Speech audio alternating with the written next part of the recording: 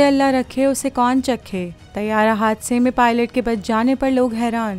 24 जुलाई को नेपाल के दारुल हुकूमत खटमंडू में तैयारे के खौफनाक हादसे में जहां तमाम अफराद हलाक हो गए, वहीं करिश्माती तौर पर पायलट मनीष रत्ना जिंदा बच गया। सूर्या एयरलाइंस का ये तैयारा परवाज के फौरी बाद गिरकर तबाह हो गया था, जिसके नतीजे में इस पर सवार 18 अफराद हलाक हो गए, मगर 37 साला पायलट खुशकिस्मती से बच गया और इलाज के बाद उसकी हालत खतरे से बाहर हो गई है।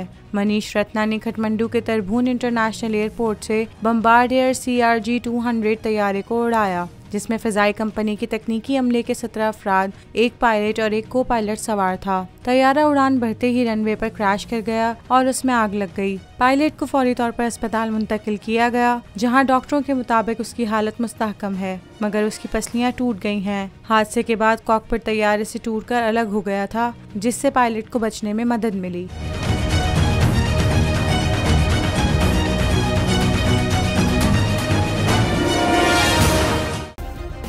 सब्सक्राइब करें और बेल दबाएं ताकि कोई खबर रह न जाए।